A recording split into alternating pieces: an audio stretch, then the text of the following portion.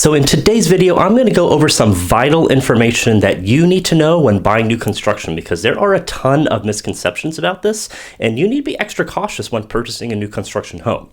Now, it's essential to know what could go wrong when buying new. Now, first things first, buyers often assume that with the builder's warranty, everything has them closing. They don't need to worry about anything post-closing. However, I've experienced firsthand that relying solely on the builder's warranty may not be as protective as it seems. That's why getting a home inspection before closing is absolutely crucial. Now, I recently went on a walkthrough with one of our new home clients with their construction, and we went through and highlighted some of these key considerations for potential issues. Now, we brought up certain stuff like the lot elevation, how's the water retention, and even the type of construction materials that are used that can greatly impact your new construction home for the long term. This is your quality of your investment. So some folks think that just because I'm choosing this lot, that it's the corner lot, so I only have one neighbor. But the thing is, the factors that you need to look at is not just where it's positioned, because yes, I get it, that's super important, but also pay attention to the elevation, because the builder is not going to adjust this.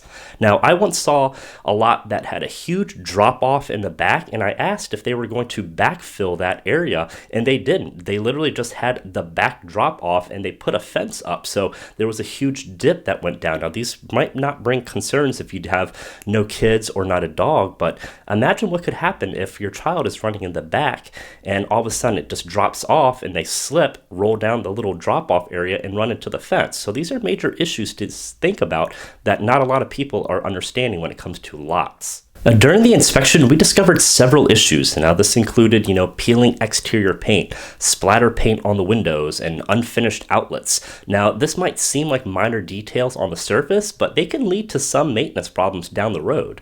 And this is going to bring a question. Why is it so important to have your own real estate agent when buying new construction? Well, here's the deal. The sales representative you encounter at the construction site works for the builder. They're representing their interests. So having your own agent is going to ensure that someone is genuinely looking out for you as the buyer. I'm Chris Johnson, your Tampa Bay realtor, and I make videos on what it's like to live, relocate, and invest in the Tampa Bay area. So if you find any value in any of our videos and would love to help us find your next dream home, our team will love to hop on a discovery call so we can discuss your personal needs. Our information is below, or you can contact us in the form in the description below. Now, buyers shouldn't just solely rely on the builder's warranty. So you need to do your home inspection, and most builders will tell you that you do not. And trust me, I see it happen all the time. Even when we are present with our clients sitting there, we still ask and request for an inspector to do an inspection, and of course they always allow. Now, one other pro tip that I suggest is that if you're building from the ground up, so if there's no phase to your house right now, you just have empty dirt,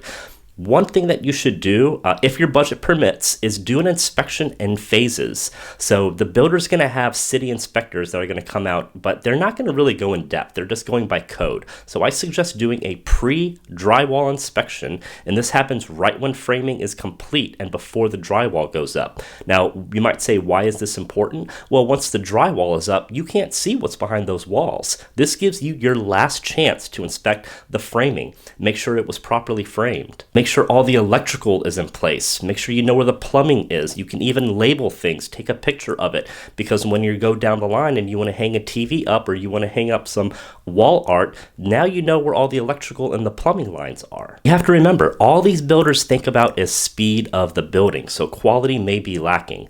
Then, of course, do your next inspection right before closing as well. Now, another tip is you actually have up until 12 months from closing to do your inspection. So if you want to live in the house a little while, possibly see what defects you can see, give it some time for the house to settle in a little bit, then go back and ask for some repairs for requests, then you can do that as well, and then you can go ahead and do your home inspection at that time.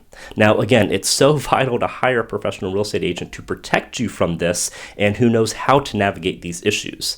Now, the builder also is going to pay our fee, so it's no cost to you to have a free counsel. Going back to the lot selection, you want to make sure you are inspecting the grading and making sure the house has proper grading in order for water to run away from the house and not settle near your foundation, because this can cause foundation issues over time. Another thing you want to notice is the insulation in the attic space and the walls. This is something else we notice. Another good reason to inspect before the drywall goes up. You need to make sure your house is properly inspected with high-grade insulation. Do not let these builders fill in your insulation very light. There is a standard on how high the insulation needs to be in the attic. So ask if they do spray foam insulation. Some builders will do this, and we know who the ones are in the local area that do.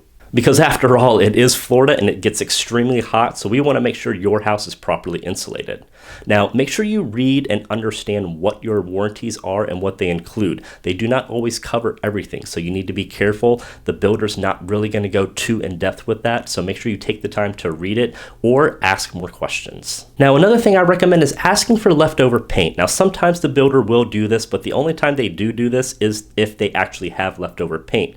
But sometimes the painters will take it, so make sure you ask for leftover paint for any touch-ups that you may need. That way you have the exact match for your paint, and you don't have to go to Home Depot or Lowe's, try to do a color matching and buy new paint. That way you know it's the exact paint, the exact model, and you don't have to worry about doing any color matching because it's probably not going to be 100% exact. Now, another thing to watch out for is for those builders who do offer customization, so the semi-custom builders.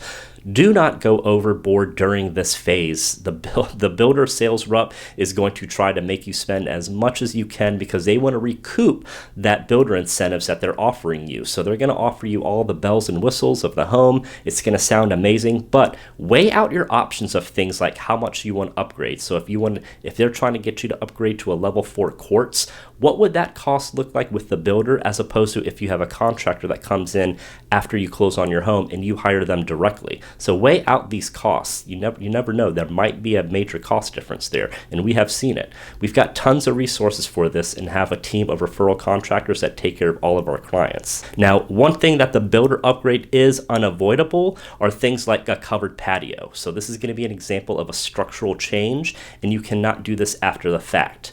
Another thing that is a structural change are floor plugs. This is very common in those open floor plans, kitchen to living room floor plans, where you have lamps that are going to be in the living room. You don't want long cords running throughout your home, so a lot of people have floor plugs.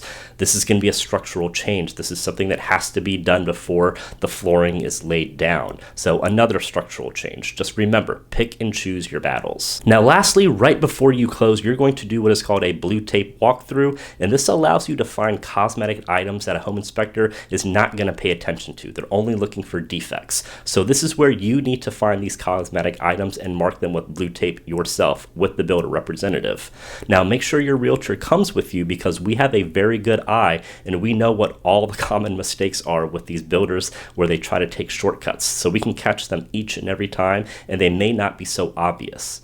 Now, one thing we always do with our clients is if you have tile flooring, this is another pro tip that we offer or that we suggest, is make sure you take your shoes off and feel around the floor, especially when you have socks on, and kind of rub your feet around the floor. You'll be surprised how you can find raised tiles, and you won't be able to find that with shoes on.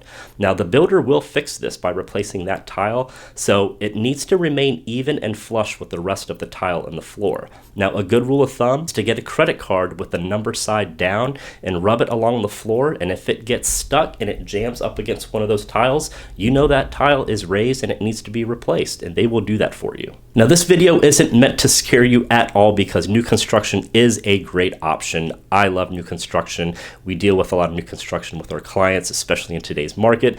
These are just the items to be aware of, and that's what this video is about because we have the experience and the knowledge, so I wanted to put this information out to educate you all. If you need help with this, just give us a call. I'm Chris Johnson, your Tampa Bay Realtor, and if you felt that this was a great value video, please give it a like, subscribe to our channel, and if you would love to hop on a discovery call so we can discuss your personal needs, our information is going to be below. You can contact us in the description below as well, and as always, we'll catch you next week for a new video.